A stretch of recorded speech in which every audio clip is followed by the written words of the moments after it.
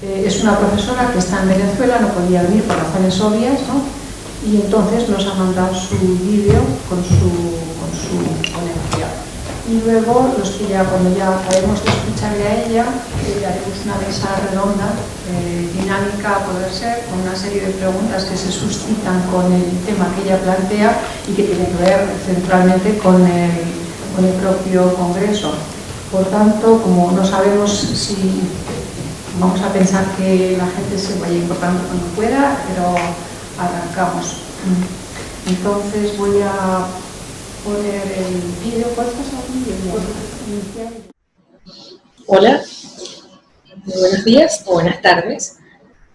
A continuación voy a desarrollar la conversación, el acercamiento al tema las redes sociales y la crisis en Venezuela.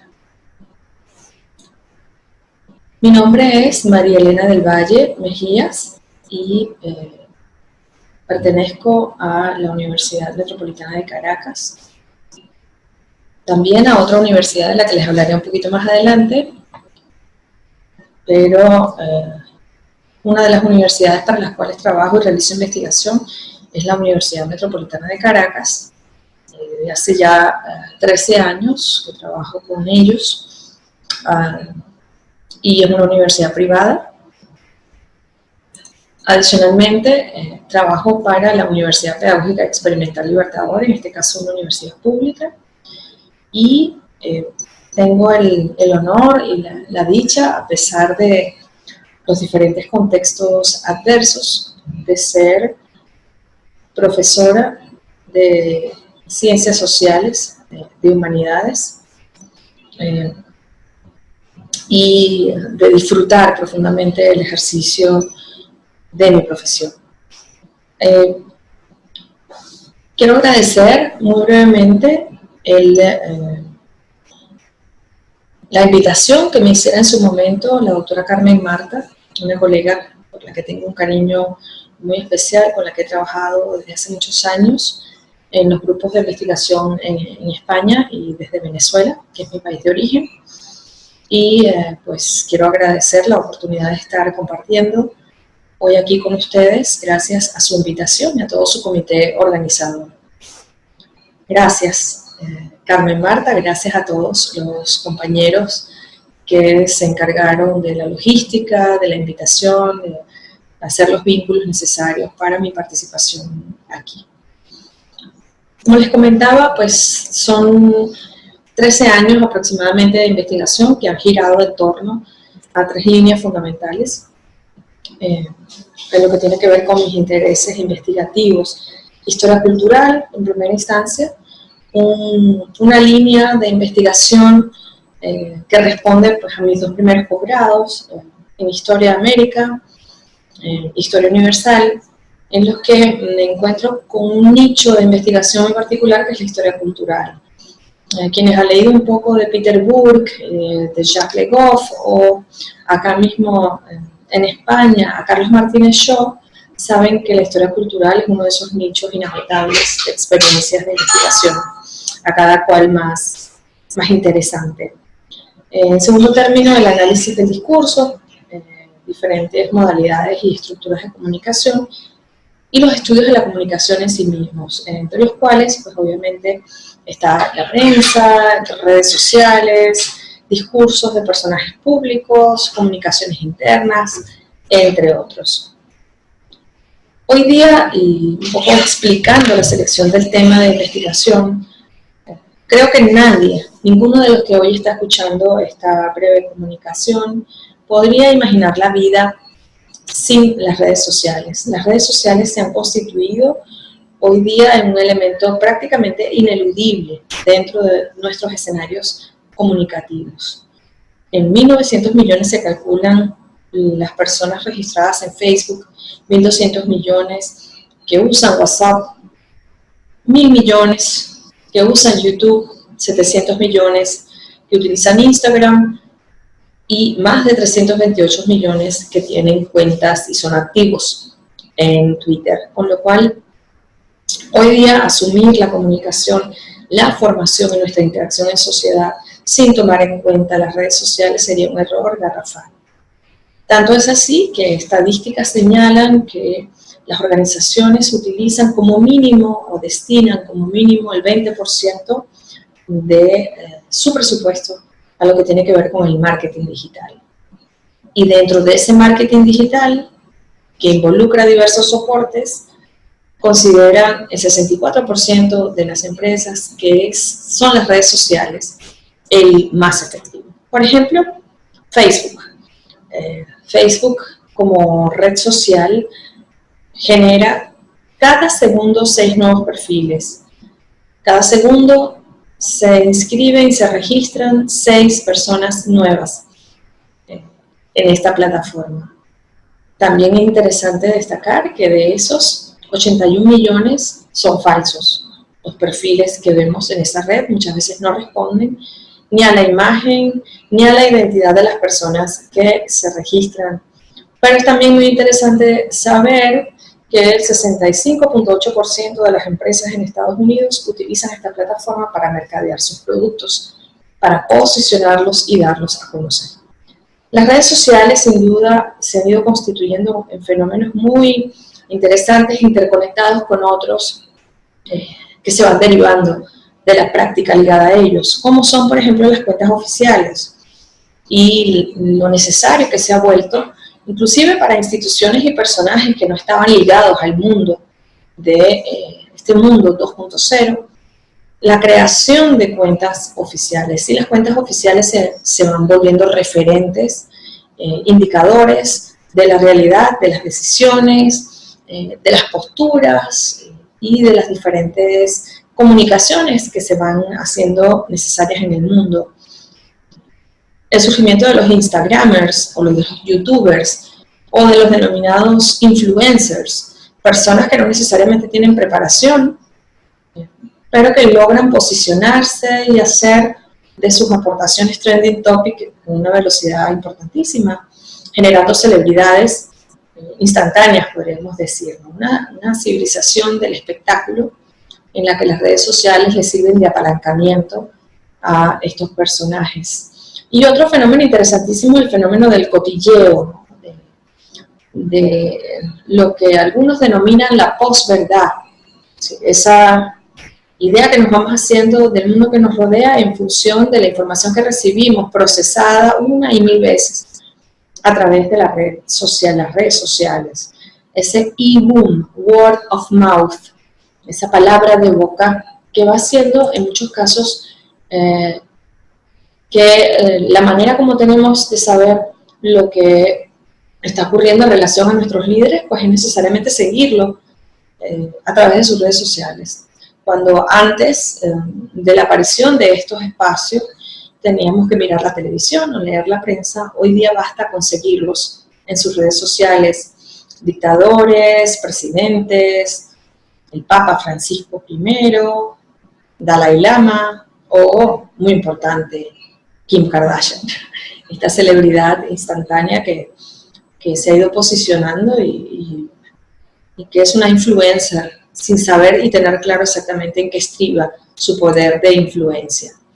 De esta forma, las redes sociales se han constituido un espacio bastante confuso, en el que en muchas ocasiones asumimos como verdadero noticias y como verídicas informaciones que realmente no lo son, o viceversa, es decir, ese fenómeno del e-boom, del cotilleo en las redes sociales hace que hoy día sean necesarias experticias y competencias comunicacionales distintas, que nos hagan ser más cuidadosos de las cuentas que seguimos e inclusive, aunque sean cuentas oficiales, contrastar en muchos casos la información. De esta manera, las redes sociales se han logrado constituir en unas nuevas formas, nuevos espacios de participación política. Hay conceptos interesantísimos en los cuales se habla y se define como el e-participación, la e-democracia, el e-governance o el e-government. Las redes sociales hoy día son los espacios que utilizan las más importantes instituciones en el mundo contemporáneo para hacer saber lo que ocurre, las decisiones que han tomado, su posición respecto a cosas, respecto a realidades concretas.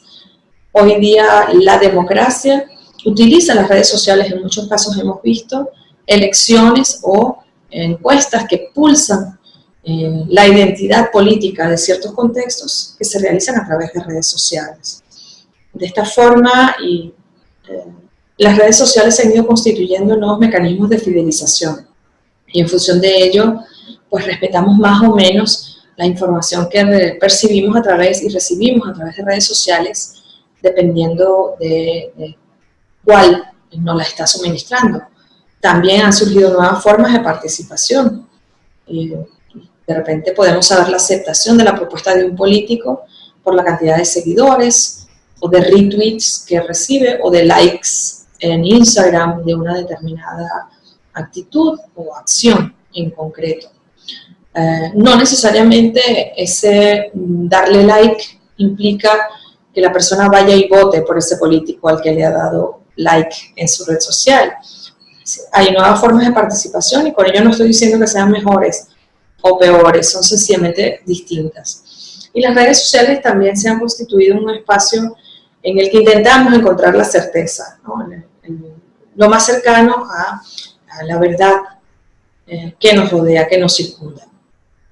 Surgen entonces estos nuevos contextos políticos de participación y conceptos como el de e-democracia, e-governance, e-government y participación, ¿no?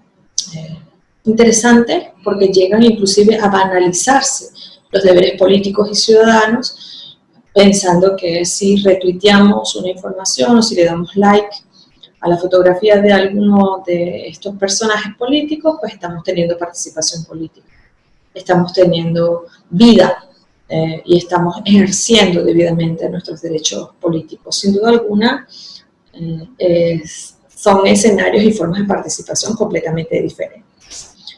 Esto que trae como consecuencia, una de las consecuencias, además de la banalización de las emociones, la desdramatización de diversas realidades que vemos representadas en selfies que se toman teniendo por detrás un terremoto o personas que han sido asesinadas, terroristas que utilizan redes sociales pues, para mostrar lo que hacen, esa banalización de las emociones, también banalización de la participación política.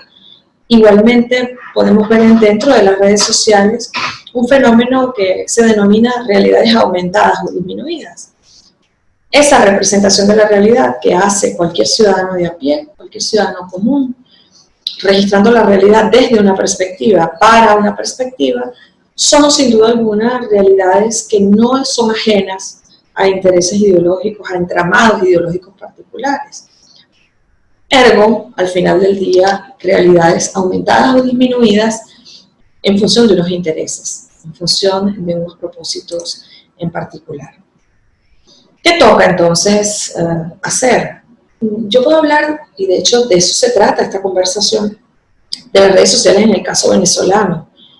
¿Cómo hace un ciudadano común? ¿Cómo hace un estudiante universitario, un alumno mío, que hoy se levanta y dice, voy a la universidad? Quiero saber cuál es la situación, si existe normalidad, si puedo transitar desde la autopista hasta mi universidad. Como ustedes saben, el año 2018 fue un año, y está siendo un año profundamente conflictivo en Venezuela, sobre todo los 6 primeros meses del año 2017. Y el caso específico venezolano plantea una realidad en la cual los actores o aquellos lugares donde deberíamos obtener la información, hoy día o no la dan debidamente, o la dan aumentada o la dan disminuida.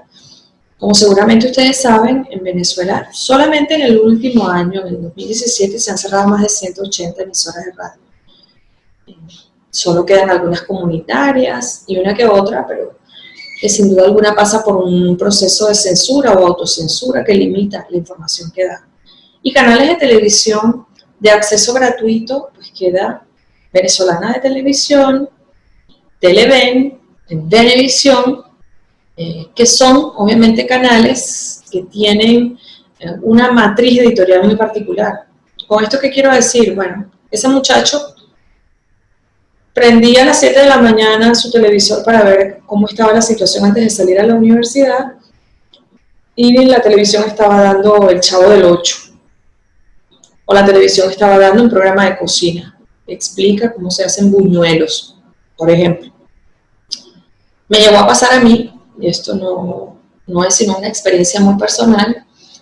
Yo vivo en La Urbina, una zona de Caracas, y bueno, yo intentaba, bueno, vamos a poner Globovisión o vamos a poner Venezolana de Televisión, a ver cómo está el trayecto de la calle 13, donde yo vivo, hasta la Universidad Metropolitana, que queda en Terrazas del Ávila. Tú ponías la televisión y la televisión no acusaba ningún tipo de anormalidad, pero yo podía perfectamente asomarme a la ventana y ver que efectivamente había disturbios, que las calles estaban cerradas, que había barricadas que interrumpían el paso. ¿Qué hace entonces un ciudadano que no tiene referentes de información a los que pueda recurrir? Mira hacia las redes sociales. Es decir, creo que en el caso venezolano la red social vino a llenar un espacio que los medios de información, medios de comunicación tradicionales no estaban llenando, no estaban respondiendo a la necesidad de esos específicos contextos. ¿De qué les vengo yo a conversar muy brevemente? Les vengo a conversar del manejo de redes sociales de dos grupos políticos específicos. Un poco para que entendamos la deformación en la que se cae en Venezuela con las redes sociales y su administración. En las redes sociales del partido PSV, que es el partido del gobierno, y las redes sociales de la Unidad Democrática, que es una organización que agrupa a los partidos que hacen oposición en Venezuela. ¿Okay? Y les voy a presentar el manejo de diferentes realidades de las redes sociales de ambos grupos, para que vean ustedes cómo se presenta una realidad completamente desvirtuada, disminuida o aumentada, dependiendo de los intereses de cada quien. Comenzamos con este primer ejemplo, alude a el proceso en el cual se pulsa la opinión de la colectividad, del colectivo nacional, en relación a la Asamblea Nacional Constituyente. Se hace en dos momentos. El 16 de julio lo hace la oposición a través de una medición de la opinión que no fue respaldada por el Consejo Nacional Electoral, que fue una iniciativa de la Mesa de la Unidad y que por lo tanto no tenía validez ninguna porque no estaba acompañada por las instituciones que están destinadas para ese propósito. Esa es la fotografía que aparece en la parte superior. ¿Okay? Esta consulta es en Barinas, en el estado Barinas, en el estado llanero de Venezuela. Como pueden ver, al menos en la imagen, se ve una cola bastante nutrida, una línea de gente que va, en teoría, según registra la leyenda de esta fotografía, a manifestar su oposición a la constituyente. En la imagen de abajo aparece el 30 de julio, que fue el momento en el cual el Estado venezolano pide la participación del pueblo para validar la convocatoria a la Asamblea Nacional Constituyente. Esta es la foto que publica la oposición, en la cual se puede ver la misma escuela básica 24 de junio, con dos personas haciendo cola para manifestar su opinión. La esquela dice que no se apoyó el fraude constituyente, según estas fotografías. Las fotografías no tienen fecha, con lo cual no podemos saber si la fotografía en la parte superior es una fotografía de un día que se estaba haciendo un operativo para repartir alimentos, por ejemplo, o si se trata la foto de abajo de una fotografía tomada un fin de semana cuando no hay actividad dentro de la escuela. El segundo ejemplo también es de Primero Justicia, la página anterior, disculpen que no lo dije, es de Primero Justicia, uno de los partidos de la Mesa Democrática, de la Mesa de la Unidad.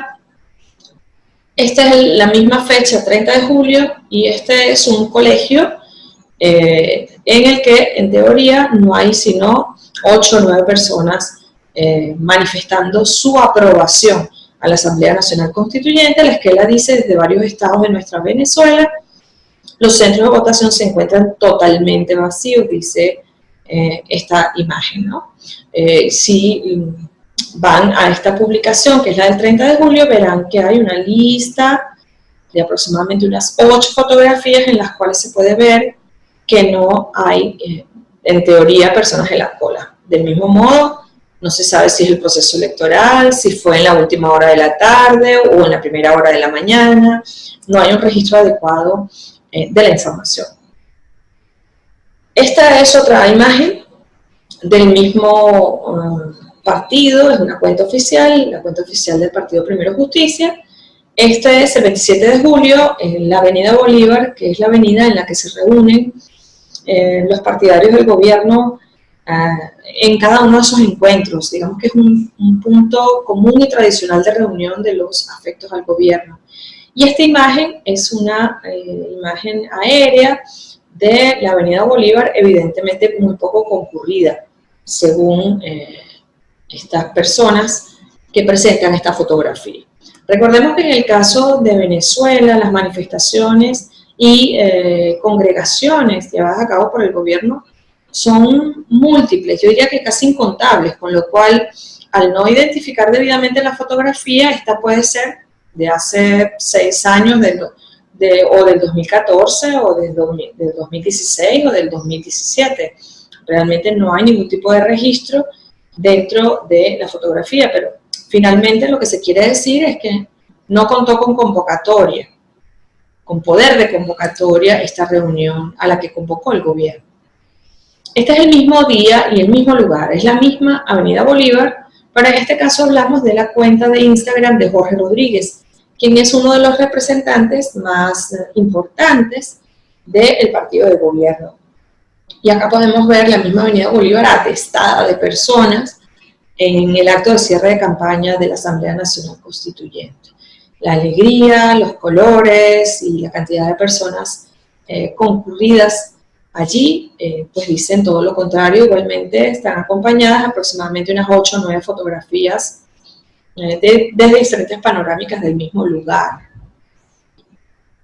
Este es otro ejemplo. En este caso hablamos del Twitter de Diosdado Cabello y de su Instagram también, en el cual él describe el alzamiento de un fuerte en Paramacay, en el estado de Aragua, en el que según las redes sociales, según los vecinos del fuerte de Paramacay, se había dado el levantamiento de unos militares en contra del gobierno, se habían alzado en armas y había desaparecido armas de una potencia importante en este fuerte. En los tweets de Diosdado Cabello, disculpen, hablan de apoyo absoluto de las Fuerzas Armadas Nacionales, de absoluta normalidad en el resto del país, en las diferentes unidades militares, y el sofocamiento de este alzamiento de manera rápida, mientras que en las redes sociales de la oposición, de la Mesa de la Unidad, de los líderes de la oposición, aparecía todo lo contrario. Videos supuestamente tomados a las afueras del fuerte, donde se podían escuchar detonaciones y demás. Este es otro ejemplo, otra imagen de la Avenida Bolívar, otra panorámica en la que en este caso Diosdado Cabello agradece el apoyo del pueblo, además haciendo un uso específico del lenguaje, ¿no? Dice: gracias oligarcas del coño, porque después de tantos ataques el pueblo sigue en pie, el pueblo se ha fortalecido. Medio guariney, en una expresión bastante pues ordinaria, pero que caracteriza la forma de comunicación de algunos de estos personajes.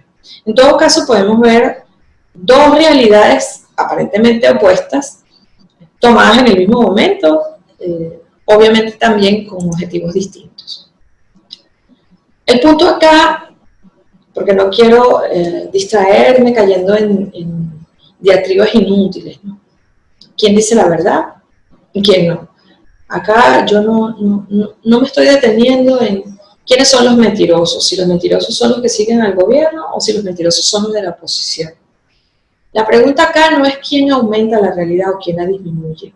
El punto es Si esa es la potestad de las redes sociales, ser referentes de la verdad en el mundo contemporáneo, ¿no es ese caso el papel de instituciones en una sociedad democrática sana? A ver, estamos claros en que en todos los países, porque estoy segura de que a medida que yo iba dando los ejemplos, seguramente a ustedes se les iban ocurriendo casos similares que han ocurrido en España, con cuentas oficiales igualmente, con registros de la realidad aumentada o disminuida dependiendo de los intereses de cada quien. La pregunta es, ¿ese es el espacio que deben llenar las redes sociales? ¿No es el papel de las instituciones en una sociedad democrática? ¿Qué es lo que podemos hacer nosotros como estudiantes de comunicación, como estudiantes de periodismo, como formadores de formadores, como ciudadanos de este mundo contemporáneo tan controlado y tan afectado por las redes sociales?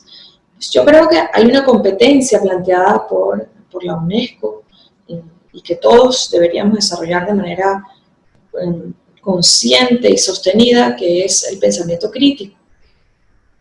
El dudar siempre, duda siempre, de la cuenta oficial, de la cuenta que no lo es, asume la verdad como una construcción, contrasta y sé crítico, porque es la única forma en la cual podemos aproximarnos en sociedades tan convulsas como la venezolana a la realidad.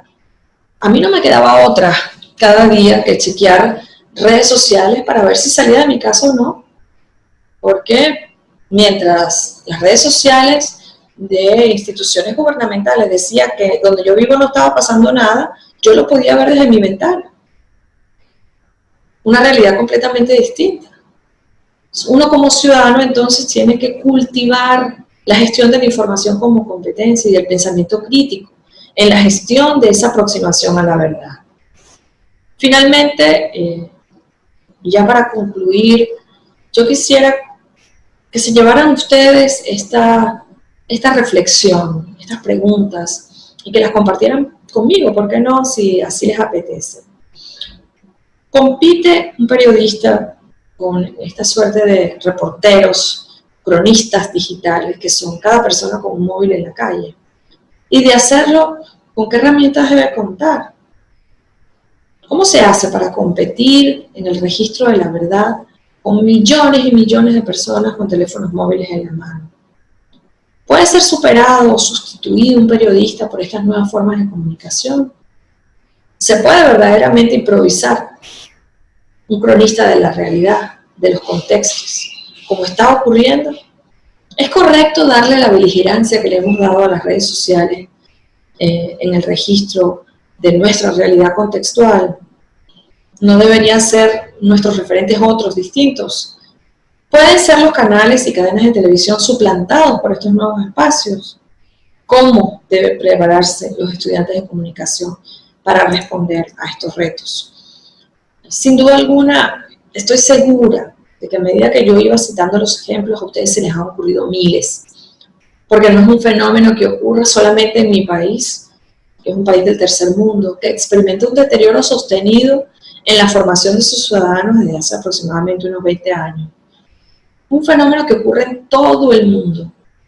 Vivimos volcados en las redes sociales y confiriéndoles un poder sobre nuestras vidas inusitado. ¿Cuál debe ser nuestra posición? ¿Podemos negarnos a mirarla? Les pido que compartan sus reflexiones conmigo. Para mí va a ser un honor estar vinculada y, por qué no, emprender análisis comparativos entre el uso de redes sociales, de personajes, partidos políticos, registro de realidades concretas en Venezuela y España, cualquier localidad más específica. Gracias a la organización de este congreso y a la orden en Caracas, Venezuela. Muchas gracias. Como efectivamente nos ha planteado un panorama político, información de la realidad social en Venezuela, quizás sería bueno, al menos lo habíamos pensado así, pero podemos cambiar sobre la marcha la idea.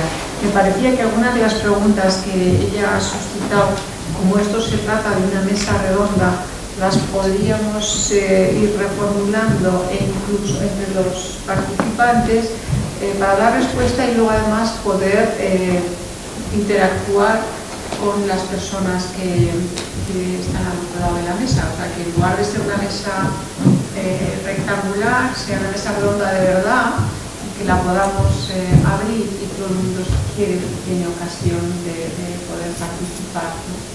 Entonces, para seguir en cierto orden, voy a hacer, bueno, como ya efectivamente los nombres están en el programa, pero bueno, la Cintia, Viviana, mañana, algunos han intervenido este año, el pasado, lo harán el siguiente, creo, y seguro.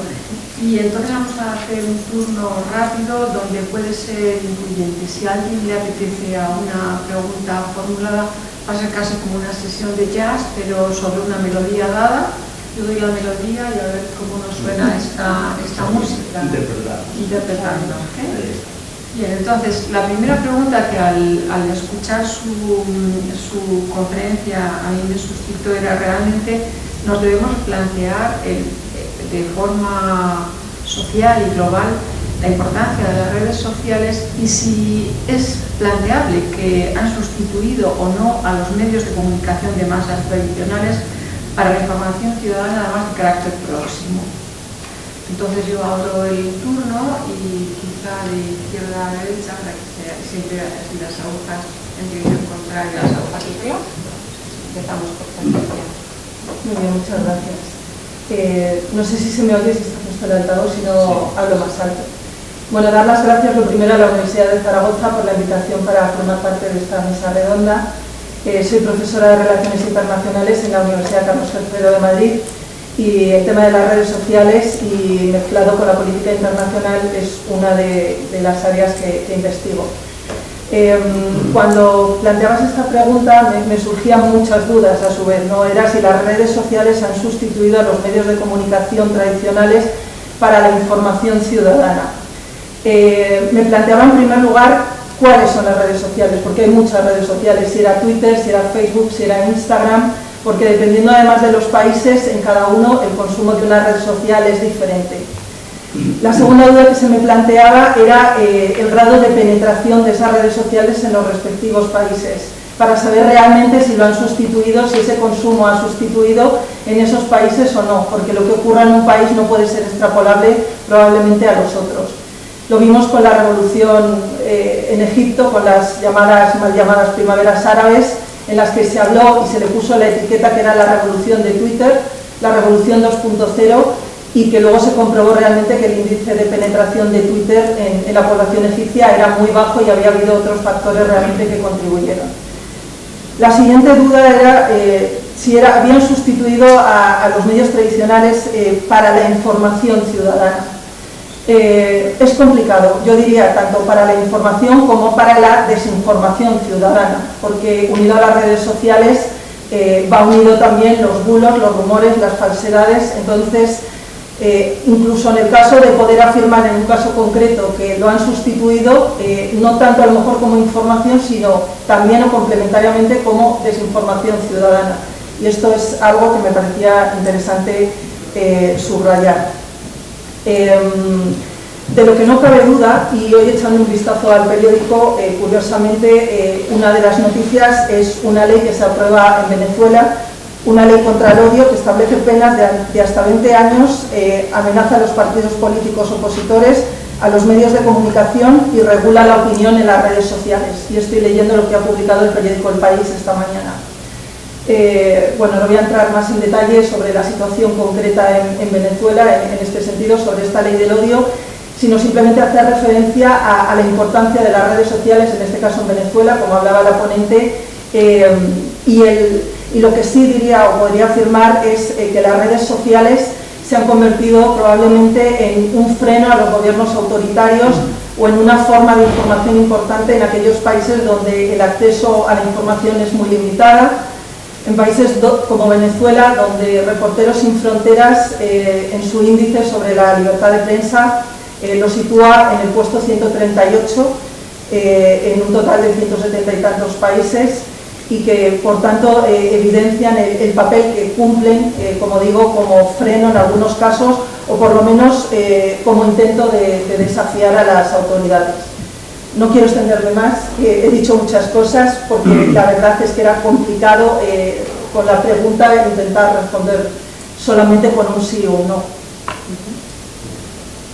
Bueno, yo quiero también dar las gracias antes de empezar mi intervención, por supuesto, a la universidad por haberme permitido estar aquí con ustedes esta tarde, a María por la presentación, por la moderación de la mesa y, por supuesto, también a todos vosotros, a todos ustedes, porque es un mérito que a estas horas de la tarde, después de comer, tengamos todavía el ánimo de compartir por lo menos un discurso o una charla. Por tanto, mi agradecimiento y a partir de aquí pues retomo un poco la pregunta de María, ¿no? ¿Han sustituido las redes a los medios de comunicación tradicional? Pues evidentemente no. Creo que, no quiero repetirme con Patricia, pero más o menos Patricia apuntaba que efectivamente la importancia de las redes depende mucho de la zona geográfica, del nivel cultural, del perfil del usuario, de muchas cosas. Pero sí hay una realidad, y es que las redes sociales están aquí y han llegado para quedarse, ¿no? Y que las redes sociales lo que han hecho es, sobre todo, transformar el modelo de comunicación tradicional y, sobre todo, la estructura mediática, la red por donde discurren los discursos y los contenidos. Dicho esto, yo, y tomando como el punto de partida la afirmación de que efectivamente ninguno ha suplido al otro, ¿no? Ni las redes han sustituido a los medios de comunicación tradicional, ni los medios de comunicación tradicional han conseguido aniquilar las redes, sino que lo que hay prácticamente desde un comienzo, a pesar de ser un fenómeno relativamente reciente, no más de 10 años, ¿no? Hay una convivencia relativamente pacífica entre los dos soportes, ¿no? Entre las dos vías, los medios de comunicación tradicional y la red, ¿no? Dicha esta convivencia y sabiendo que ninguno ha sustituido de un lado o de otro en cuanto a vehículo de información, yo sí quiero poner mi punto de intervención en el siguiente sentido. Todo este fenómeno de las redes sociales hay que analizarlo, hay que observarlo desde una perspectiva de la baja calidad de la información que nos llega ahora mismo a la sociedad, tanto en los países del tercer mundo como en los países del primer mundo.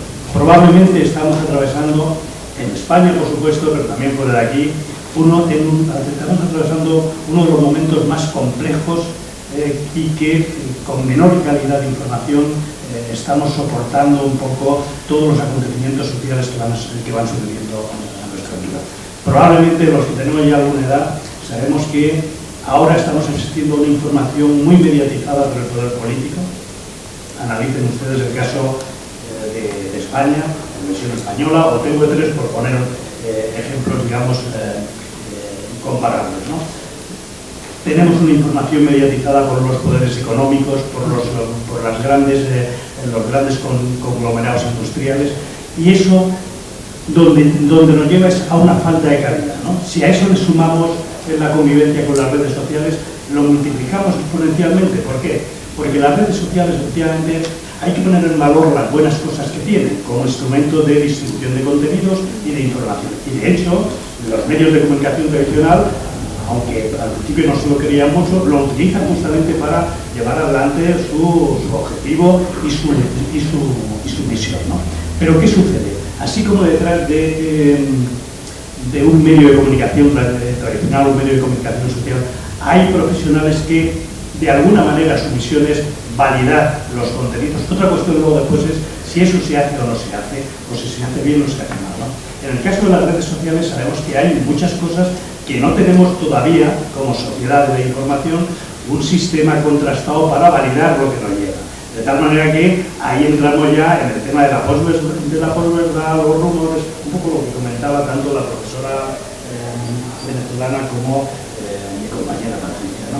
Y creo que ahí es donde debemos hacer un poco hincapié, ¿no? Es decir, en qué medida las redes sociales se pueden convertir en una alternativa de comunicación que haga sombra a los medios de comunicación tradicional, ¿no?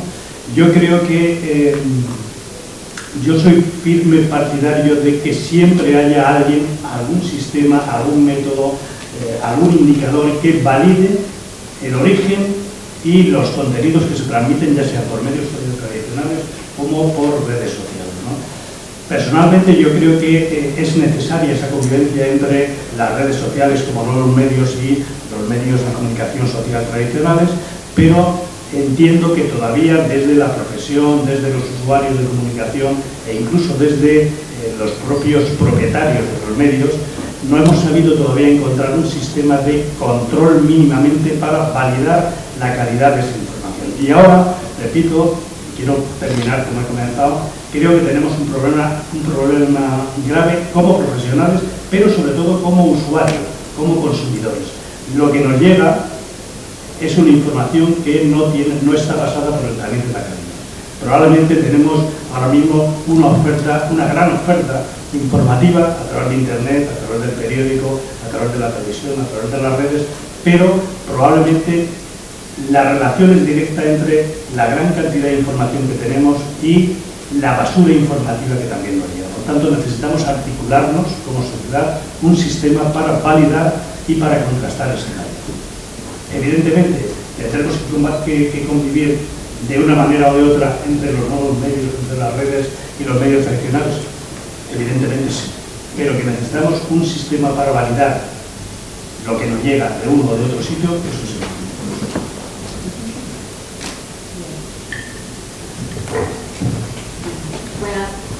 Buenas tardes. Muchas gracias María, muchas gracias Patricia, muchas gracias Miguel por compartir la mesa y a vosotros por supuesto nuevamente por estar aquí. Simplemente al margen de los comentarios que ya hemos aportado respecto a la pregunta que nos plantea María, ¿no? Si las redes sociales han sustituido definitivamente a los medios de comunicación de masa para la información ciudadana. Yo creo que tanto en el discurso, en lo que nos comentaba María en la ponencia, tanto desde a veces el periodismo pasamos por alto un tema que es importante, y es que al fin y al cabo las redes sociales son modelos de negocios basados en la atención, y hay toda una economía de negocio, del marketing digital, que muchas veces pasamos por alto, ¿no? Y eso en algunos casos, por ejemplo, cuando veamos la realidad que nos narra, que narra María en su intervención respecto a lo que sucede en Venezuela, a manera de likes, retweets, ¿no? Todas estas interacciones que al fin y al cabo desde el marketing digital se definen como engagement, ¿no? Como la cantidad de interacciones que podamos tener sobre un contenido determinado. Muchas veces esas interacciones no son necesariamente de ciudadanos comprometidos, muchas veces no son ni siquiera de ciudadanos, ¿no? Eso es otra de las cosas que hay que recordar, que estos son acciones automatizadas y que hay robots que transmiten y simplemente copian y le dan retweet y le dan like a un montón de información, y eso está ahí. Entonces, vale, pensemos, las redes sociales han sustituido definitivamente a los medios de comunicación en términos absolutos. Lo podemos contestar sí, no se sabe, responde, ¿no? Un poco en términos absolutos no se puede contestar, pero cuando hablamos de redes sociales no solamente es cuál red social, en qué circunstancia, sino de qué interacciones estamos hablando, qué tipo de interacción. Es muy difícil determinar cuáles son las automatizadas de las que son genuinamente interesadas o motivadas por una conducta informada, por una conducta ciudadana, por una conducta motivada por valores o por ideales políticos o de interés democrático. Es muy difícil determinarlo, ¿no? Pero hay que tener en cuenta eso, que estamos hablando de modelos de negocio que se sustentan en la atención, por un lado, por otro, modelos de negocio que se sustentan también en el tiempo que compran y se venden, en el tiempo que gastamos no solamente en las redes, sino consumiendo tal o cual contenido, ¿vale? Eso es otra de las precisiones que yo creo que a veces es necesario tener en cuenta cuando hablamos de este tema. Redes sociales. Y cuando hablamos de redes sociales también hablamos que hay un contenido, y ese contenido no necesariamente, como digo, está generado por usuarios. Se componen muchas veces de contenidos generados profesionalmente por marcas también, y tendemos a creer que esos contenidos pues son los contenidos que damos por ciertos, muchas oportunidades, por marcas o conglomerados de medios masivos de información que también están ahí, ¿vale? Entonces tenemos una convivencia que muchas veces se retroalimenta de las redes sociales. O sea, yo creo que no hay ningún medio impreso o medio de radio que no tenga un perfil en redes sociales o viceversa, ¿no? O sea, yo creo que se complementan y que muchas veces las llamadas a la acción, o sea, lo que quiere el modelo de negocio, de venta de un periódico es que también pases y que consumas la información que tienes en digital, porque es el parte del negocio de la supervivencia del mismo medio de comunicación, ¿no? Está ahí. Que cambian las reglas de juego para los anunciantes, que dan vida y articulan esos mensajes, ¿no? También eso está ahí, esa es otra realidad que muchas veces obviamos, porque los medios viven de los anunciantes, en digital y en analógico, en ambos, ¿no? También estamos ahí, ¿no? Las implicaciones para el marketing son diferentes, por supuesto, claro que son diferentes. Entonces, por un lado tenemos unas disciplinas emergentes, llámense marketing digital, que están casi que de juerga en el patio de Facebook, en el patio de Twitter, en el patio de las redes, que está ahí, ¿vale? Donde hay una cantidad de tiempo, donde hay una cantidad de atención. Entonces, desde la perspectiva del marketing digital, se vende lo que se busca. Llámese información sobre Venezuela, llámese información sobre Cataluña, llámese información, lo que sea. ¿La calidad de esa información es relevante?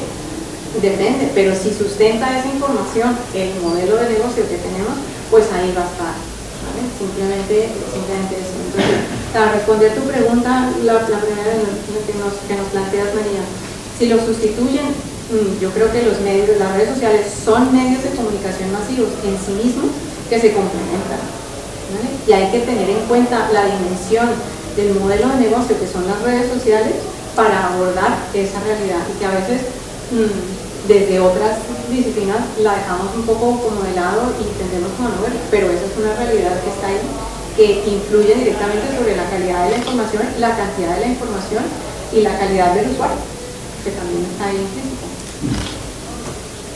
Bien, las opiniones que se han vertido son absolutamente enriquecedoras.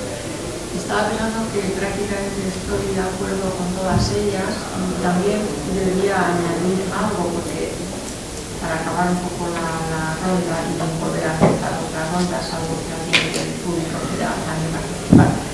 Y es que en las opiniones, por ejemplo, que nos unen al título, al eje central de este congreso, que es la calidad de la información, es cierto que lo que se ha dicho está interactuando de esta forma, que tanto redes, social media como medios de comunicación tradicionales o modelos de negocio en sí, de diferente manera, que son propiedad de grandes grupos y me da igual que se llame Google, que se llame una Fox o cualquier otro canal o cualquier otro medio, pero la calidad en todos ellos se está resintiendo en perjuicio de los ciudadanos, ¿no? Finalmente, incluso el propio ciudadano no sabe muy bien a qué carta quedarse. Lo ha reflejado un poco Elena cuando dice, bueno, las redes sociales oficiales, institucionales, dicen que no está pasando nada. Yo me asomo a la ventana y veo la realidad. Hay problemas, no puedo salir de casa. Algunas redes sociales están haciendo eco, pero las oficiales no, o otras no.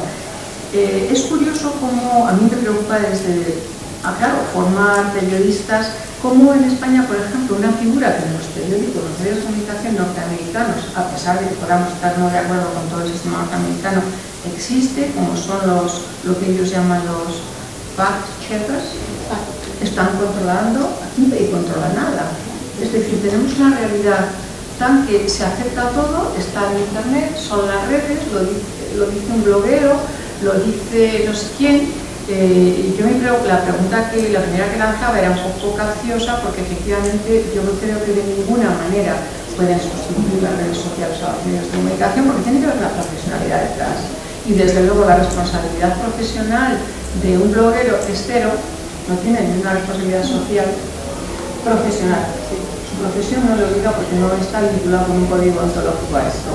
Y si además hay un modelo de negocio detrás, y si además tiene un magnífico equipo de robots funcionando de acuerdo con unas directrices, todo esto se complica enormemente y el ciudadano o es un experto en cuál es el newsmaking, cómo es el proceso de producción de una noticia, o si desde luego se puede validar o no, si ha sido comprobada o no, si ha sido contrastada o no, qué fiabilidad tiene.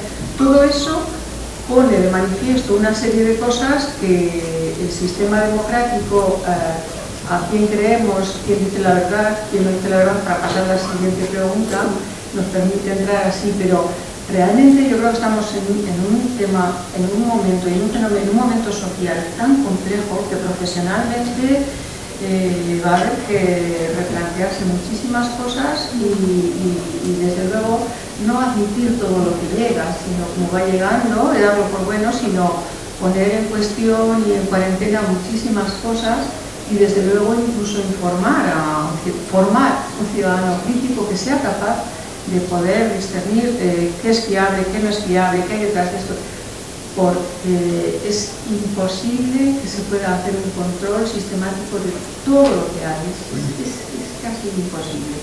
Pero bueno, eso nos permite pasar a la segunda pregunta y volvemos a hacer la ronda.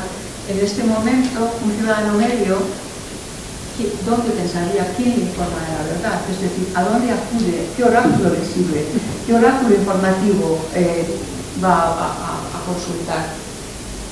Bueno, me parecía una pregunta dificilísima de responder. Si tuviéramos la clave de eso, probablemente tendríamos un modelo de negocio buenísimo, pero es muy complicado decir. Lo primero, saber dónde está la verdad, qué es la verdad, porque cada uno puede entender por la verdad una cosa diferente y nuestra verdad es distinta seguramente a la de otros, con lo cual lo primero, no sabemos dónde está la verdad o cuál es la verdad, pero aun sabiéndola, sí que es cierto, y cuando dices dónde debemos recurrir, hay que recurrir a los profesionales, que lo acabas de mencionar también, en cuyo caso, y con todos los errores posibles, si alguien al menos tiene el compromiso de esa búsqueda de la verdad, será sin duda un profesional, pero nunca un ciudadano. En la historia de los conflictos hay una frase ya famosa de hace casi un siglo que dice que la primera víctima de un conflicto es la verdad, porque enseguida llega la propaganda y es muy difícil en un conflicto saber dónde está la verdad. Y estamos hablando de coberturas informativas hechas por profesionales y con supuestamente esa atención a la verdad. Con lo cual, últimamente se ha puesto muy de moda también el hablar de verdadero, falso, de medios falsos, de las fake news, de los fake media, y esto nos da una idea también hasta qué punto todos los actores internacionales están en este momento interesados en tener su verdad y en contar su verdad, que es la suya. De hecho, hay un estudio muy interesante que se hace, que se llama Tweet Diplomacy, que es cómo están en la diplomacia ahora mismo todos los dirigentes internacionales utilizando las redes sociales. Y desde el año 2010 ha habido un incremento del 97% de todos los gobernantes mundiales que están ahora mismo utilizando las redes sociales para contar su verdad, para lanzar el discurso que ellos quieran. Están en las redes, por supuesto, en Venezuela, lo comentaba Nicolás Maduro, están en los rankings más seguidos y, por supuesto, en el número 1 está Trump. Trump, cuando ganó las elecciones, después de haber ganado las elecciones, hizo una entrevista con el Financial Times y concretamente la cita decía que sin los tweets, él decía, no habría estado aquí, no llegaría hasta aquí. Tiene más de 100 millones de followers entre Facebook, Twitter, Instagram y dice, no he tenido que ir a los fake media. Él ha utilizado sus propios canales para comunicar y le ha funcionado y es presidente de Estados Unidos. Con lo cual, al final, insisto, definir dónde está la verdad es muy complejo, cada uno quiere contar su propia verdad, pero el compromiso, en último término, debemos tenerlo los profesionales y los periodistas. Yo es que pienso que el concepto de verdad es un concepto poliédrico. Es muy difícil decir, es que la verdad es esto, porque como bien decía Patricia, seguramente cada uno de nosotros tenemos nuestra propia verdad, ¿no? Yo creo que la verdad es un concepto que pasa por el tamiz fundamentalmente desde el punto de vista del proceso de comunicación, que pasa necesariamente por el tamiz de, digamos, tres actores principales, ¿no? En primer lugar, el periodista, ¿no? Pero el periodista lo que percibe, lo que selecciona y lo que transmite es una parte de la verdad, ¿no? Si la verdad es un todo, el periodista lo que hace es seleccionar una parte, por tanto, es una vista de lo que es la verdad, ¿no? Pero también matiza esa verdad la fuente, por ejemplo, ¿no? Si quien te transmite lo que ha pasado en el Consejo de Ministros es la portavoz, pues evidentemente ya lleva un matiz y es su verdad, no es la verdad, ¿no? Y finalmente, el propio usuario. El usuario, dependiendo de su perfil político, ideológico, religioso, cultural, etcétera, etcétera, recibe una información, la digiere y a partir de ahí la percibe o no como verdad. Y esa es la clave. La clave es que el ciudadano que esté dispuesto o que busque de verdad el sentido de ir hacia la verdad auténtica, lo primero que tiene que hacer es tener una conciencia crítica y saber seleccionar sus propios canales de información, ¿no? ¿Por qué? Pues porque al final no hay un concepto único de verdad. El concepto de verdad es poliédrico y necesariamente necesitamos un usuario de la comunicación, un receptor que tenga ese sentido crítico ante la sociedad, pero sobre todo ante las instituciones y ante los medios. Solo así puede conseguir acercarse mínimamente a una de las aristas de la verdad y desde luego saber seleccionar aquellos donde de una u otra manera, por lo menos una parte de esa verdad, le puedo conocer. Bueno, pues esta es una pregunta muy amplia, muy difícil. Yo creo que el que la pueda contestar, la verdad que es como el vaso de tirablas o algo así, ¿no? En mi opinión. Y yo, pues, aparte que personalmente pueda tener unas determinadas opiniones, mi contribución aquí es ser como el contrapunto un poco del marketing, ¿no? Desde donde se mueve todo este universo, ¿no? La verdad es aspiracional, en cierta medida, ¿no? La verdad es como el amor, como la justicia, como esas cosas, o esos conceptos pues como tan amplios y tan grandes, ¿no? Que uno dice, bueno, pues lo podemos moldear realmente. Y en alguna medida, pues la verdad la informa mucho y la construye cada uno, ¿vale? La verdad la podemos informar desde donde nos ponemos cada uno en su lugar, ¿no? En su sitio, y por otro lado, pues la va construyendo cada uno con sus medios, con sus herramientas, con las competencias y habilidades de las que dispone. La verdad para un estudiante de segundo curso de la Universidad Metropolitana Simón Bolívar debe ser una, y la verdad debe ser otra muy diferente para el funcionario gubernamental del señor Maduro, ¿no? O sea, tiene que ser una y otra completamente diferente. Pero desde el punto concreto de vista del marketing tendría que decirte que la verdad es la ficción que queramos construir o el argumento de compra más guapo, entre comillas, ¿no? Que podamos utilizar desde el marketing digital que informa, ¿no? Igualmente, ¿no? Para que ejecutes la llamada a la acción que busco, y en este caso la llamada a la acción son los intereses de tales o cuales actores, ¿no? De quien quiera narrar esa verdad en los términos y en los momentos y que le permiten las redes sociales, ¿no? Una de las virtudes es que la verdad te encuentre en el momento más adecuado que tengas disponible, bien sea a través de Twitter o a través de Facebook en tu dispositivo móvil cada vez que tú actives, ¿no? el timeline de tu red social, ¿no? en esa medida. Entonces, la verdad un poco se refería a McLuhan alguna vez, decían algunas en sus obras que el medio es el masaje, no el mensaje, ¿no? Lo decían, ¿no?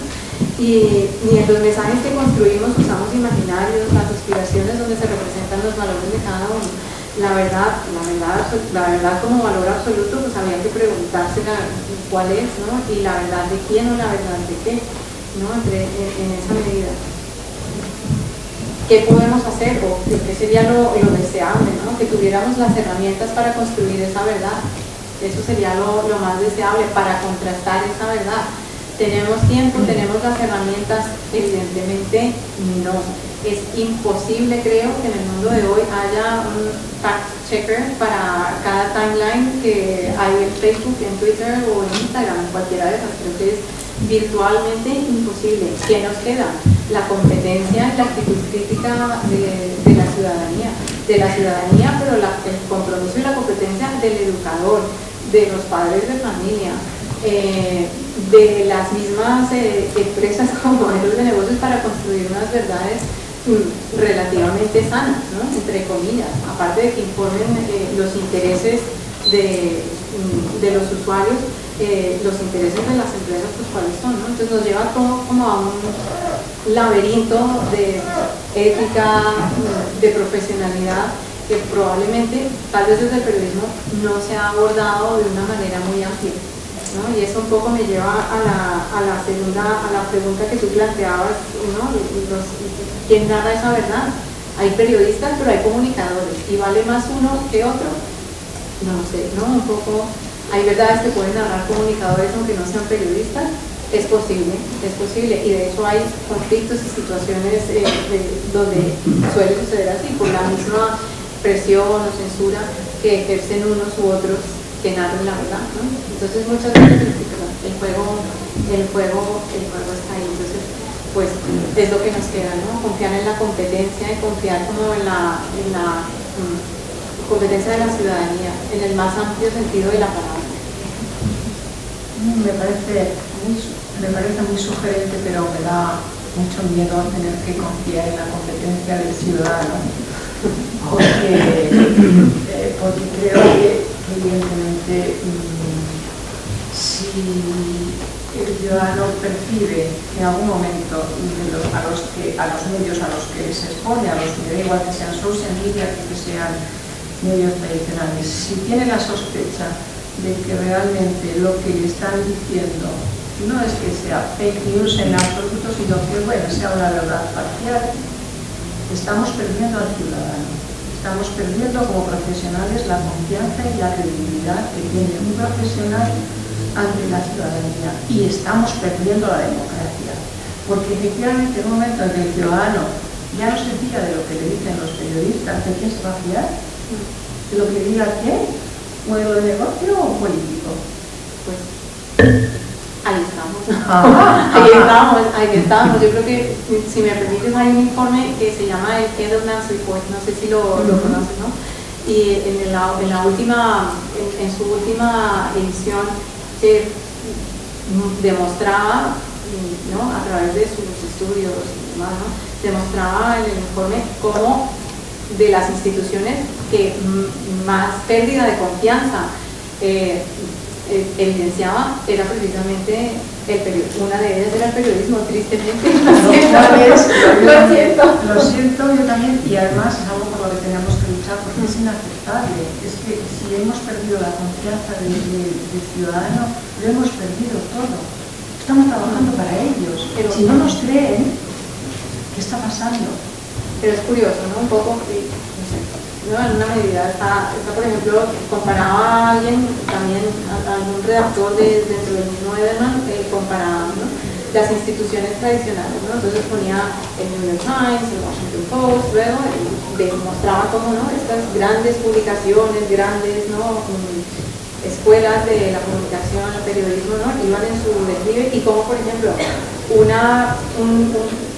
novato como puede ser el Huffington Post, ¿no? iba subiendo, ¿no? ¿Qué le genera más confianza? Es lo que cuando llegan a preguntar, ¿no? ¿Qué le genera más confianza al usuario finalmente? Porque son usuarios. La percepción de que es una institución interesada, manoseada, entre comillas, por alguna cierta cantidad de intereses, eso le hace perder confianza, versus algo más fresco, entre comillas, algo más informal, entre comillas, ¿no? Que le hace generar confianza. Ahí es el balance. ¿Qué terror? Comparto contigo el terror de estar en manos de esto, pero yo creo que la realidad es esa, ¿no? Y hay que mirarla, a los ojos y a ver, ¿dónde estamos? ¿Dónde estamos en este medio, o sea, en este sistema de gigantes, ¿no? Que nos come, que está ahí, porque esa es una realidad, y también los medios viven y comen de eso, realmente, ¿no? Se alimentan de eso, versus el idealismo de la profesión, ¿no? De lo que debería ser, y por A o por B o por C, pues no está donde debería ser, ¿no? Yo creo también que la pérdida de confianza del medio tiene cualquier ciudadano en este momento, tiene mucho que ver también la actitud que en general la profesión periodística está tomando frente a los acontecimientos de los últimos años, ¿no? Si si miramos la prensa y los contenidos mediáticos con un cierto sentido político, veremos que, por ejemplo, la información política, la información de actualidad, que se centra en los medios de comunicación tradicional e incluso en las redes sociales, es una información sin preguntas. ¿Cuántos años llevamos permitiendo desde los propios medios y desde los periodistas que un señor venga a dar una rueda de prensa que no permita ninguna palabra? ¿Cuántas veces hemos visto al presidente del gobierno hablar a través de un plano? Y no ha pasado nada. Y no ha pasado nada. Y lógicamente eso redunda evidentemente en una pérdida de confianza del usuario, lo queramos o no. Entonces no conviene mirar para otro lado. Nosotros tenemos nuestra cuota. Luego después a eso hay que sumarle lo que hablábamos al principio, ¿no? Las presiones políticas, las económicas, todas las que queráis. Pero nosotros también, desde aquí, desde la academia misma, también tenemos un punto de responsabilidad. Sí, y a mí me estaba pareciendo que en ese sentido redes sociales y medios de comunicación tradicionales no es que sean competencia, es que son lo mismo, me explico.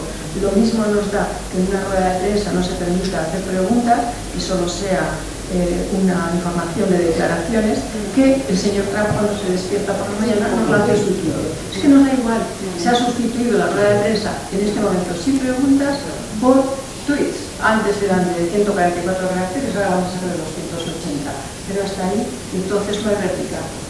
Ya no es la única voz que se está viendo. Por eso yo creo que el replantearse desde este congreso y desde otros la calidad informativa y qué está pasando dentro de la profesión es absolutamente central, lo cual me permite pasar a la siguiente pregunta, que nos decía, realmente son competencia, cualquier reportero espontáneo que tiene un móvil y en un momento determinado puede hacer una grabación frente a un profesional que está prestando un servicio público o social desde un medio de comunicación consolidado, son competencias, son más fiables, son compatibles, no son competencia, es lo mismo, como decía yo antes, de una forma o de otra.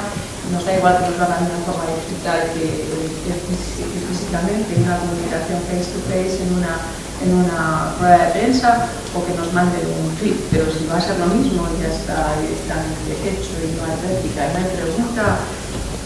Alguien parece que tiene algún interés en cargarse la función social del periodismo, ¿no? No sé, por tanto, ¿son competencia o no los reporteros espontáneos de... Bueno, las dos preguntas anteriores yo tenía muchas dudas con todo, pero para esta tercera no tengo ninguna duda y mi respuesta es absolutamente no.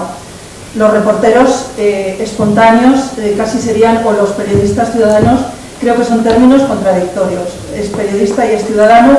A nadie hemos escuchado decirle enfermero ciudadano, doctor ciudadano, o quieres que el doctor sea tu médico y que sepa de medicina, quieres que el enfermero sepa de lo suyo, pero tú no dejarías en manos de nadie tu salud, algo tan importante. ¿Qué ocurre? Lo comentaba Miguel Ángel, la calidad informativa, el desafecto que hay hacia la información, hacia los periodistas y su trabajo, hace que se contemplen y que se crean que todo el mundo puede hacerlo y que, pues eso, que cualquier ciudadano en sus ratos libres, pues además de ser médico, puede funcionar perfectamente igual que un medio de comunicación. Me parece sinceramente un disparate propiciado muchas veces por esa sensación de que el acceso a redes sociales o que todo el mundo tenga un móvil le posibilita hacerlo. Dicho esto y siendo absolutamente crítica con este mal llamado periodismo ciudadano, porque creo que el periodismo es el bien social más importante que tenemos.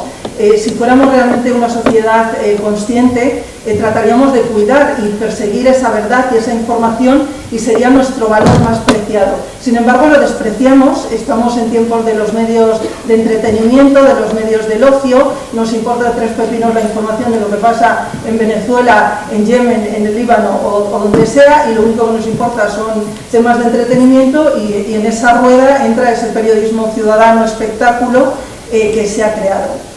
Dicho lo cual, como en todo, y por no ser tan extrema quizás, hay excepciones como en todo, y probablemente, y vuelvo a mi área que es internacional, en determinados países y en conflictos donde es muy complicado informar, donde denunciar situaciones que se producen, pues realmente ahí tiene un valor ese periodismo que podemos llamar ciudadano, porque saca imágenes y en ocasiones, y esto ha pasado, es algo real, ocurrió en la guerra de Irak, en la Segunda Guerra del Golfo, en 2003, que había ciudadanos que llegaron a desmentir a medios tan importantes como la BBC, y la BBC se nutría de estos ciudadanos y acudía a ellos como fuente de información ante las restricciones a la hora de la cobertura, ante esas normas de Rumsfeld para los periodistas empotrados que iban a cubrir ese conflicto. Y realmente lo hubo y tiene un nombre y tenía un seudónimo, este bloguero, este periodista ciudadano que utilizaba el nombre de Salam Pax, Salam, paz en árabe, y Pax, paz en latín. Y él efectivamente contactó luego con los medios, pero para que veamos la evolución llegó un momento tan importante que de esa colaboración pasó a ser no solo fuente para los medios de información, sino a trabajar para ellos, encajado dentro de un medio de comunicación. Con lo cual vemos que cuando alguien es bueno, cuando está haciendo un trabajo de denuncia, es un ciudadano que está haciendo una labor realmente profesional y periodística, su destino final o su encaje es dentro de esos propios medios, y lo es así. Otra cosa es el resto de esos periodismos ciudadanos que aparecen y que, insisto, lo que hacen es informar. También es cierto, y vuelvo a abrir otra pequeña excepción, en momentos de grandes catástrofes naturales, en un primer momento de un terremoto, siempre con todas las cautelas posibles de confirmar y todo. Bueno, pues puede tener cierto sentido, pero para el resto de las cosas no tiene ningún sentido. Y voy a contar un caso que hizo un periódico como La Vanguardia, y es que decidió que como la figura del corresponsal actualmente está en desuso y es muy cara tener corresponsales, ¿por qué no tener corresponsales ciudadanos? Aprovechar que había ciudadanos alrededor del mundo y que le mandaran sus crónicas, y las publicaba y las ha publicado durante mucho tiempo en el periódico La Vanguardia. Yo no sé qué filtros harían, hasta qué punto y qué personas, pero en principio podía escribir cualquiera. Y esto hizo que un periódico como La Vanguardia, que tenía una red y es una red alrededor de 15 corresponsales, llegase a tener 200 y pico corresponsales. ¿Pero de qué estamos hablando? ¿De corresponsales profesionales? ¿De esos corresponsales ciudadanos que están trabajando en Moldavia, en Rumanía, que son empresarios, que han ido allí y que informan de determinadas situaciones? Pues sinceramente yo no lo entiendo mucho, esta forma de informar. Bueno, yo no soy tan agresivo ni tan pesimista en esta relación medios de comunicación social, redes sociales, ¿no? Creo que es bueno, yo creo que esto es como cuando surgió Internet, ¿no? Internet en sí no es ni bueno ni malo. Internet es un océano donde encuentras muchas cosas, unas son buenas y otras son malas, ¿no? Y la función del periodista, del agente de información, es justamente seleccionar y validar lo bueno, ¿no? ¿De acuerdo? Pues estamos en el mismo sentido. Yo creo que hay ocasiones, y lo mencionaba también Patricia y creo que alguien de la mesa anteriormente también, yo creo que hay situaciones donde debiera haber una colaboración necesaria entre el medio de comunicación tradicional y la red social, ¿no? Por ejemplo, el terremoto en México.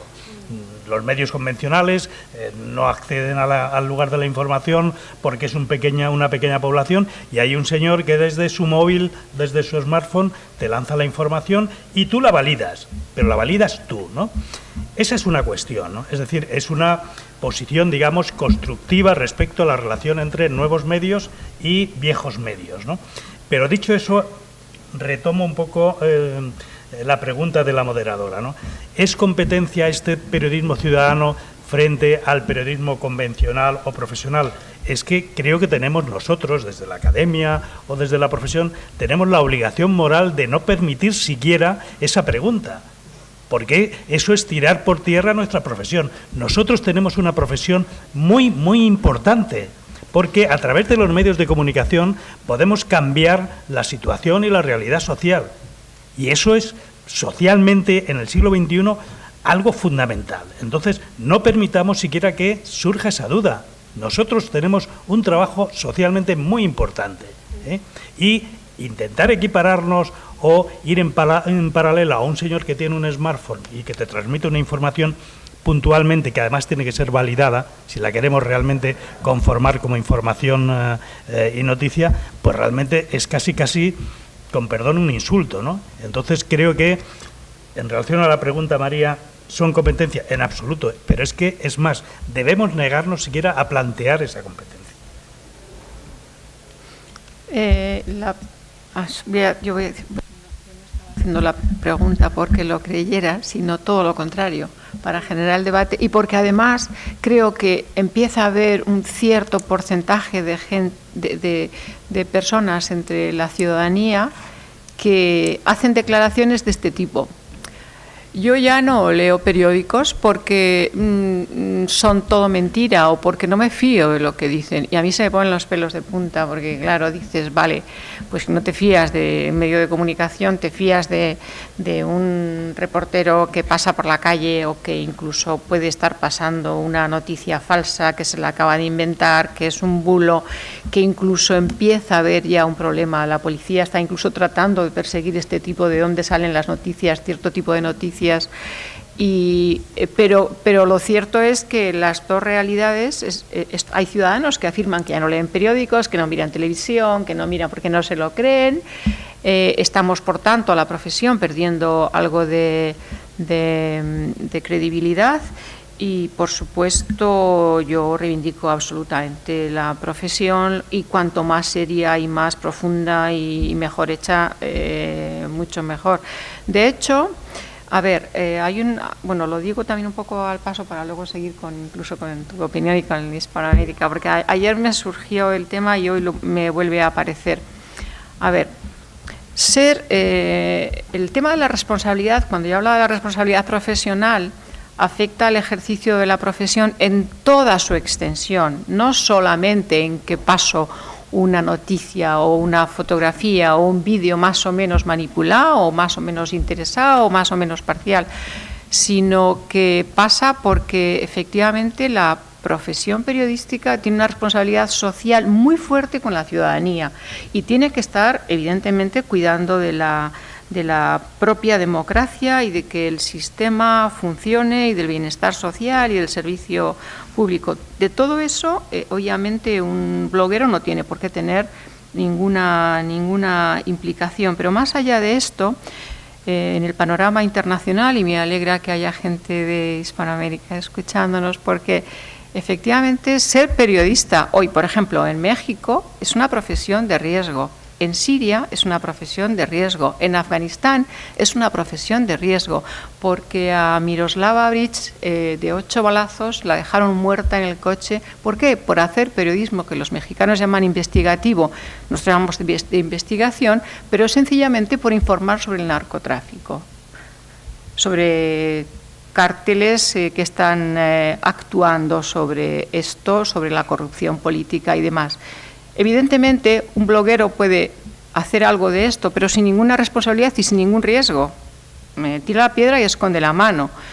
Los profesionales, además de la responsabilidad, se están jugando en muchas ocasiones el tipo por la profesión y por investigar la corrupción política, el narcotráfico, bla, bla, bla, bla, bla, bla. Entonces, claro, que alguien se permite decir, no, yo no me fío ya de lo que dicen los medios de comunicación y los periodistas, prefiero leer algún tuit que me llegue o algún blog concreto y a mí se me eriza no sé qué. Bueno, voy a dejarlo porque prefiero dejar hablar a... No, pues...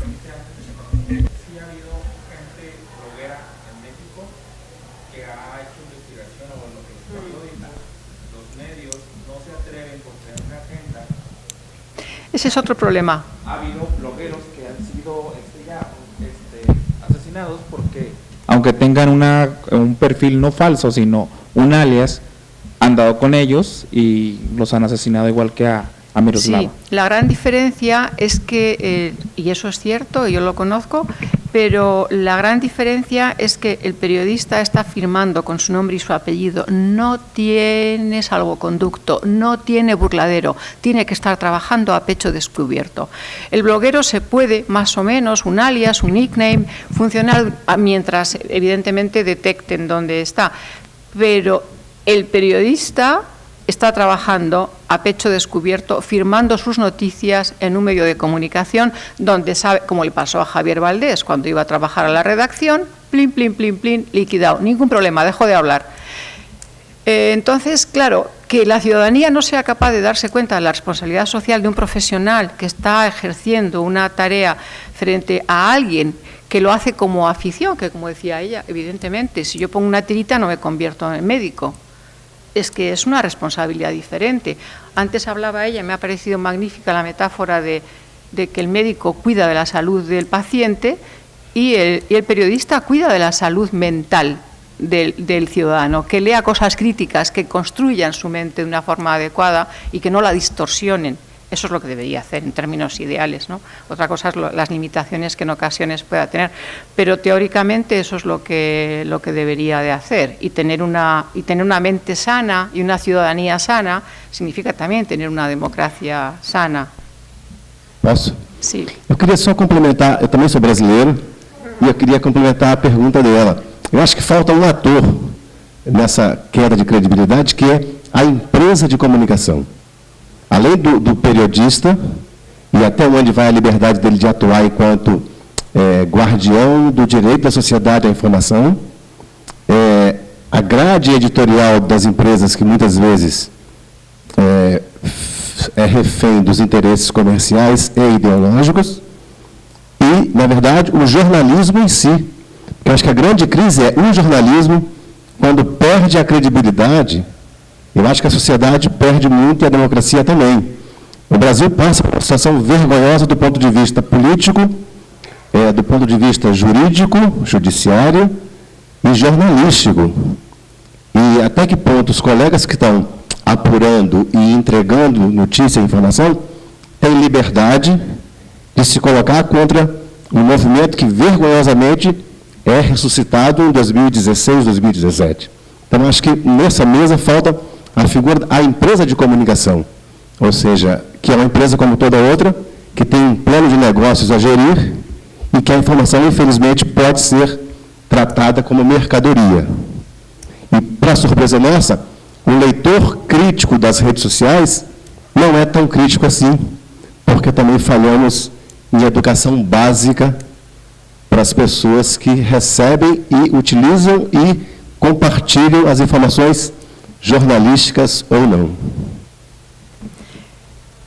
Sí, bueno, el tema volvemos otra vez a... Yo creo que la distinción en España de géneros, estoy pensando, por ejemplo, en los modelos norteamericanos, que el género opinión nunca es género información, y el género comunicación en muchas ocasiones pasa por publicidad, que tampoco lo es.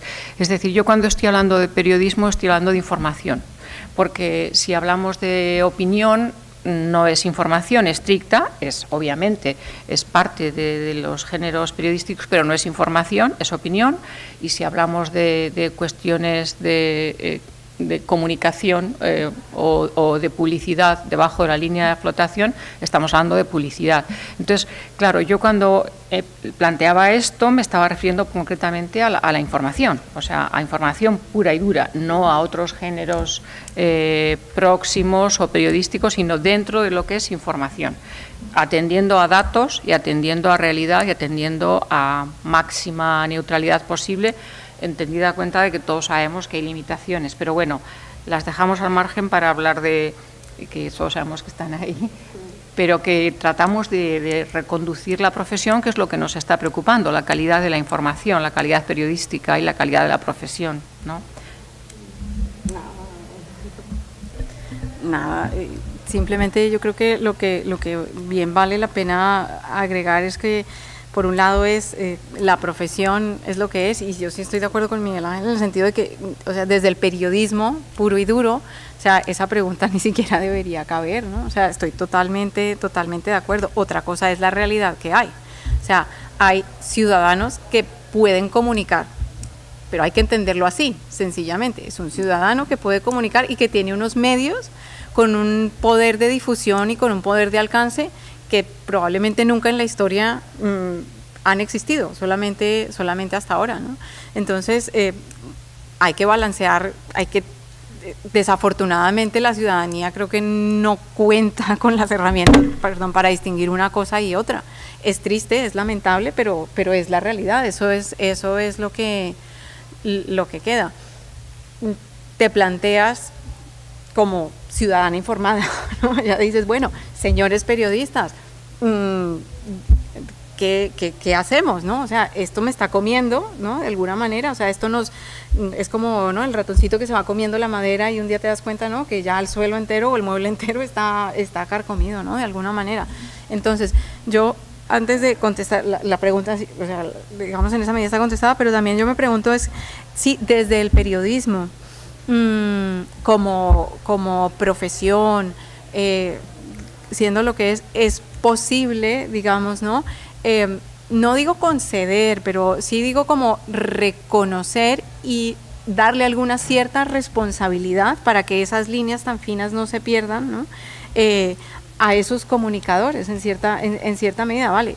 Hay personas que tienen la capacidad de comunicar, tienen los medios para comunicar y en algunos momentos lo pueden hacer relativamente bien, ¿vale? En circunstancias extremas o no tan extremas, pero en algunos momentos un ciudadano puede comunicar con algún grado de dignidad, eso hay que reconocerlo. Creo que no se pueden empaquetar a todos en el mismo paquete, sino que sencillamente se le puede dar una cierta categoría, y esto es pregunta abierta, por supuesto, ¿no? Una cierta categoría a un comunicador competente, diferente a que sea un periodista. Creo que eso es como la pregunta que nos plantea la coyuntura, ¿no? De estas alcance masivo de redes sociales, de esta capacidad absoluta de comunicación que existe. Yo creo que eso es un poco la pregunta que se le puede hacer al gremio, ¿no? O sea, a la disciplina en sí, ¿no? Si existe alguna manera de darle algún cierto sentido a ese comunicador, ¿no? En un contexto determinado y todo.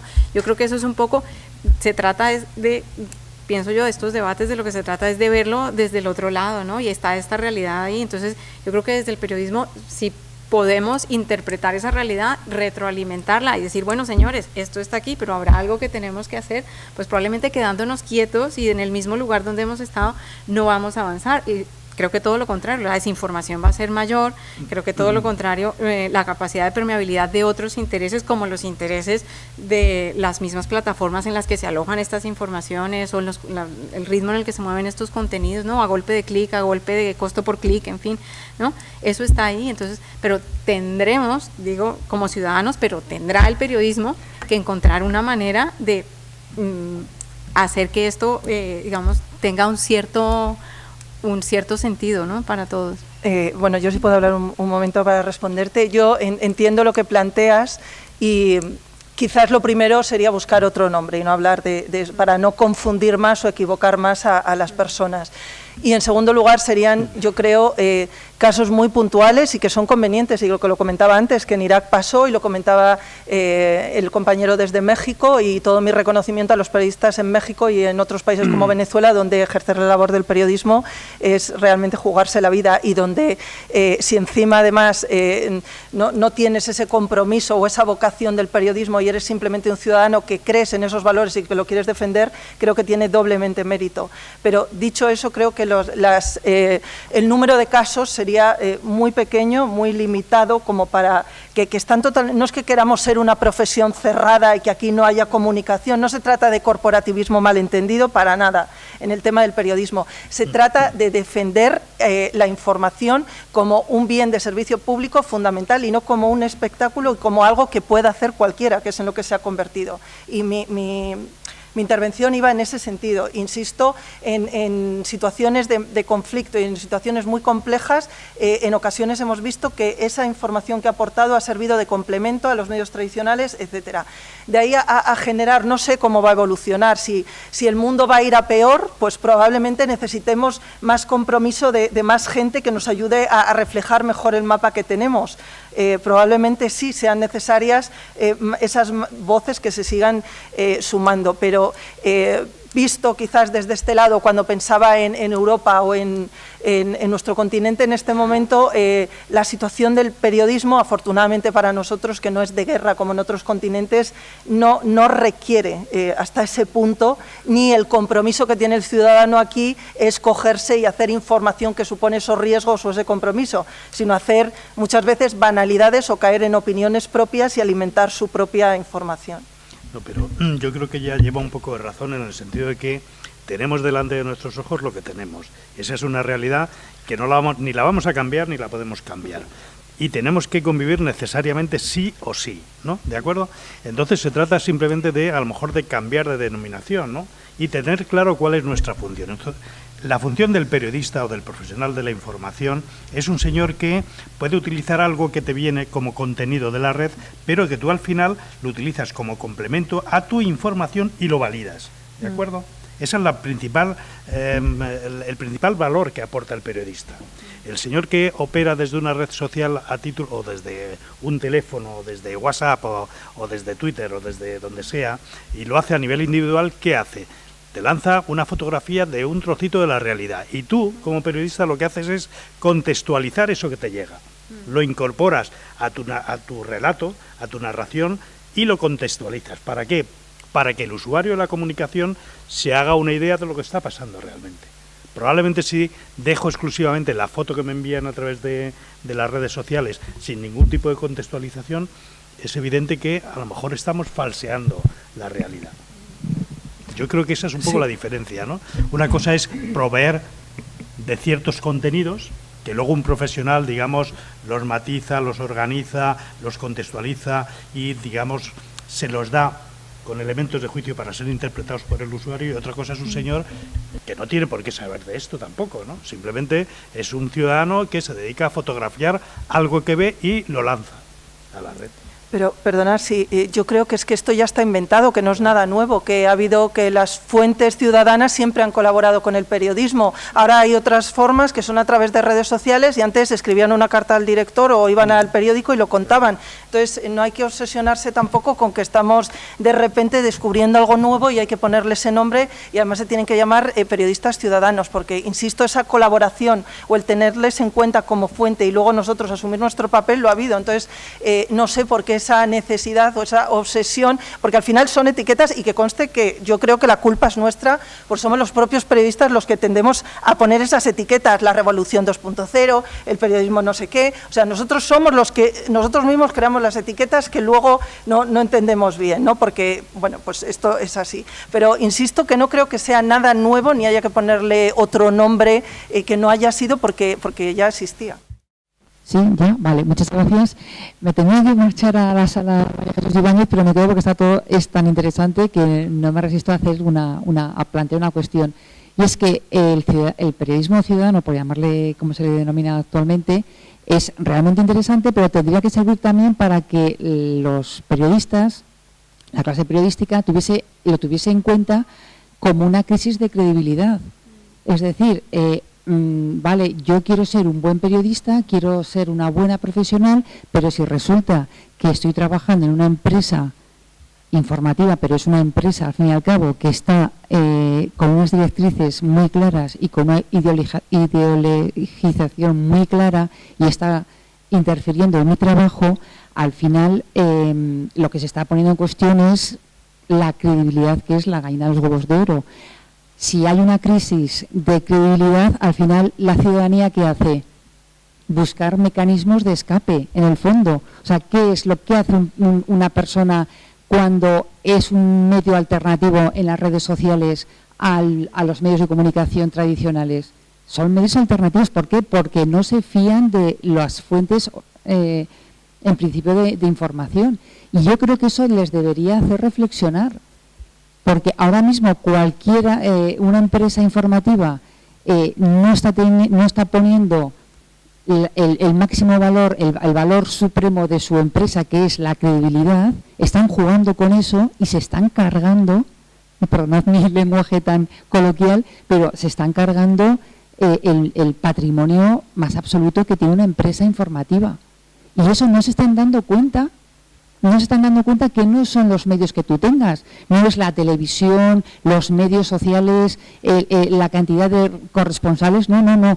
El patrimonio, el valor intangible de una empresa, como evidentemente todo el mundo sabe, es la credibilidad. Se la están cargando, está desapareciendo, y por eso es normal que la gente busque mecanismos de escape.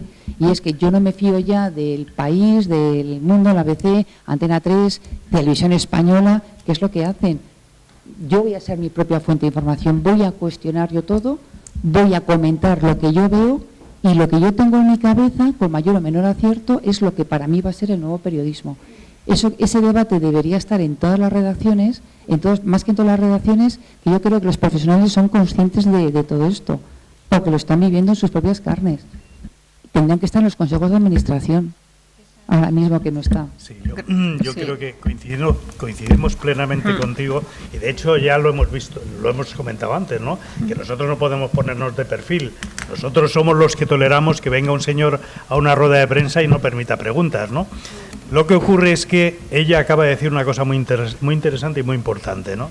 Que es la posición de los propietarios de los medios. ¿Qué ocurre? ¿Qué recorrido te queda a ti como joven profesional, sobre todo, que trabajas en la cadena SER, cuando sabes que eres un señor que estás contratado como becario durante 3 meses y a los 3 meses, si te portas, entre comillas, mal, te echan y te sustituyen por otro? Es que tenemos que empezar la casa desde abajo hacia arriba, ¿eh? Quiero decir, que nosotros como profesionales, como academia, como periodistas, tenemos una responsabilidad y, como tú bien dices, no podemos mirar para otro lado, pero evidentemente necesitamos el concurso y la concienciación de los propietarios de los medios. Si los propietarios de los medios empiezan a utilizar al periodista como una simple herramienta, como un ordenador que a los 6 años lo tiras, pues mal vamos. Evidentemente estamos tirando piedras sobre un castillo de naipes.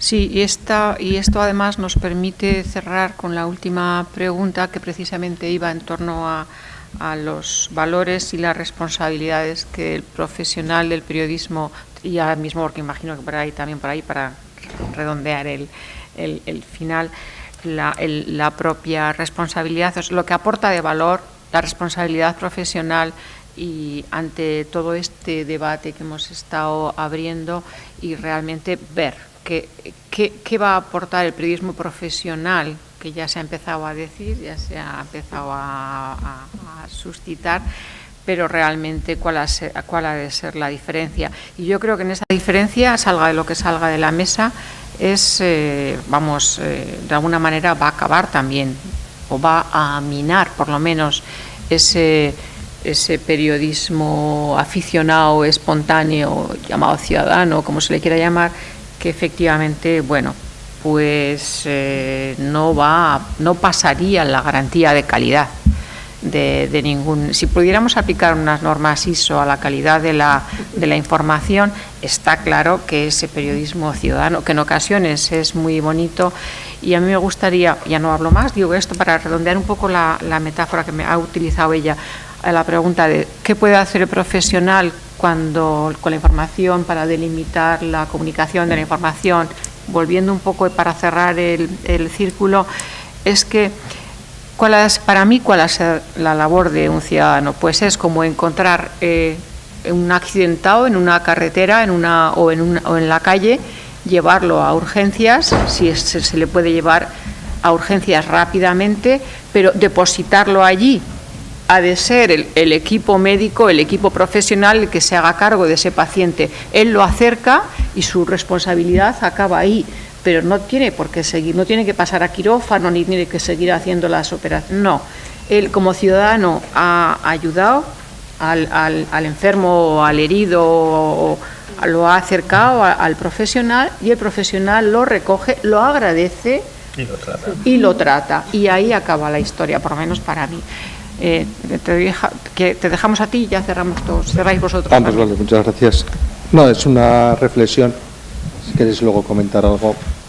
Vamos a ver, yo no soy periodista, yo sigo los medios de información, y cuando os oigo a vosotros me ha parecido muy interesante cosas que habéis dicho, algunas cosas no las había oído, pero hay una cosa que siempre que os oigo a los periodistas hablar sobre este tema, en cualquier medio repetís incesantemente, que es la palabra verdad. Estáis obsesionados con la verdad, cuando el ciudadano, el usuario de los medios de comunicación, lo que queremos es información. Nos contentamos con información. Estáis a veces como obsesionados por dar la verdad. Habéis sacado toda la historia de las fake news, de la posverdad. Es decir, en medio de comunicación os estáis poniendo muchas veces como los jueces de lo que pasa en la realidad. muchas veces, tú has hecho la distinción evidentemente clara entre información y opinión. Todos sabemos que la mayor parte de la información que se da como información es opinión encubierta. En muchos casos, lo estamos viendo todos los días en los medios de comunicación.